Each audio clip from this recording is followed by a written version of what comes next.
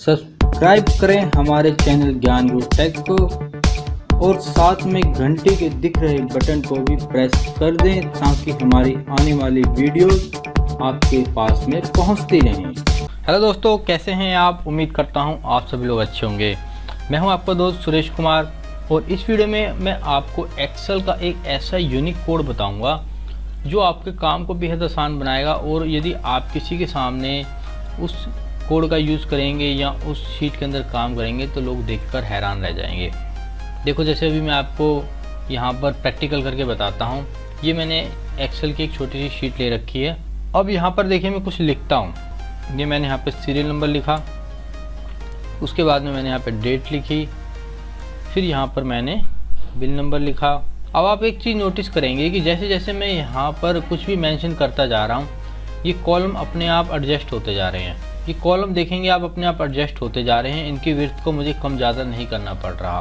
देखिए, अगर मैं यहाँ पे थोड़ा और ज़्यादा मैटर लिखता हूँ, जैसे मैं यहाँ पर लिखता हूँ एड्रेस, यहाँ पर देखिए मैं कुछ भी लिखता हूँ ऑटोमेटिकली यहाँ पर कॉलम की विड्थ जो है एडजस्ट हो जाती है। अब दोस्तों, ये किस प्रकार से होता है वो हम इस वीडियो में सीखेंगे। तो इसके लिए सबसे पहले मैं इस शीट को क्लोज करता हूँ और मैं आपको दोबारा से नई शीट ओपन करता हूँ और फिर उसमें आपको बताता हूँ कि आपको इस कोड को किस प्रकार से लगाना है। अब देखिए, जैसे हमने नई शीट ओपन कर रखी है, अब यहाँ पर मुझे इस कोड को एक्टिवेट करना है। तो इसके लिए हम क्या करेंगे, यहाँ पर राइट क्लिक करेंगे। राइट क्लिक करने के बाद में यहाँ पे लिखा हुआ है व्यू कोड, हमें व्यू कोड के अंदर क्लिक करना है। उसके बाद में देखिए इस प्रकार का इंटरफेस आता है आपके सामने। यहाँ पर लिखा हुआ जर्नल, यहाँ पर डिक्लेरेशन लिखा हुआ है। तो यहाँ पर आप क्लिक करेंगे और इसमें वर्कशीट वाले ऑप्शन को सिलेक्ट कर लेंगे।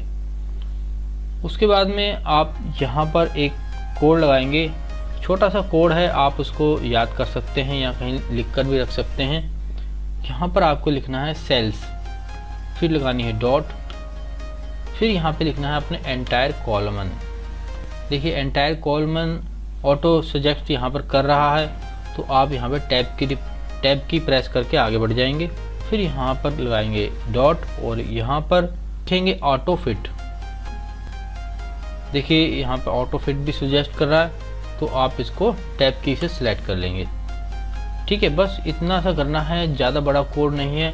मात्र देख सकते हैं कि 3 वर्ड्स का कोड्स है। अब आपको क्या करना है, अभी इस शीट को आपने क्लोज नहीं करना, अब आपको इसको सेव करना है। तो सेव करते टाइम आपको एक चीज़ ध्यान रखनी है कि आपको इस वर्कबुक को यहाँ पर देखिए सेव एज टाइप में एक्सेल वर्कबुक लिखा हुआ है। आपको ये एक्सेल वर्कबुक में सेव नहीं करनी। यहाँ पर क्लिक करेंगे और यहाँ पे लिखा है एक्सेल मैक्रो अनेबल वर्कबुक। आप इसको सिलेक्ट करेंगे और फिर उसके बाद में सेव पर क्लिक करेंगे। देखिए ये कह रहा है कि बुक टू ऑलरेडी एग्जिट, तो हमें इसका नाम चेंज करना है क्योंकि ये नाम ऑलरेडी एग्जिट है। तो हम यहाँ पर किसी और नाम को दे देते हैं। जैसे मैं यहाँ पर नाम चेंज कर देता हूँ, मैंने ये डी प्रेस कर दिया। उसके बाद में हम इसको सेव कर लेते हैं। ठीक है, अब इसको हम चाहें तो बंद कर सकते हैं। ये हमने यहाँ से बंद कर दिया।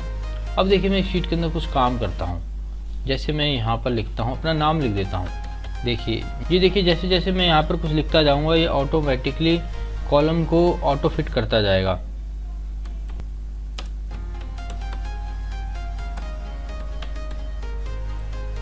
देखिए जैसे जैसे मैं कुछ लिखता जा रहा हूँ, जैसा मेरा वर्ड है, मेरा छोटा वर्ड है, तो ये छोटे वर्ड को छोटे कॉलम के अंदर एडजस्ट कर लेता है। और यदि ये बड़ा वर्ड मैं लिखता हूँ तो बड़े वर्ड को बड़े कॉलम के अंदर एडजस्ट कर लेता है। देखिए इसमें हमें कॉलम को ऑटो फिट करने की जरूरत नहीं पड़ती, ऑटोमेटिकली ये इसको एडजस्ट कर लेता है। आशा करता हूँ ये वीडियो आपको अच्छा लगा होगा। इस वीडियो को लाइक करना। यदि आप एक्सेल से रिलेटेड कोई प्रश्न पूछना चाहते हैं, आपको कोई समस्या आ रही है, तो कमेंट बॉक्स में लिख सकते हैं। मैं आपके टॉपिक के ऊपर वीडियो बनाऊंगा जिससे आपको हेल्प मिलेगी। ठीक है दोस्तों, आपको नेक्स्ट वीडियो मिलता हूं मैं नेक्स्ट टॉपिक के साथ में। तब तक के लिए जय हिंद, वंदे मातरम।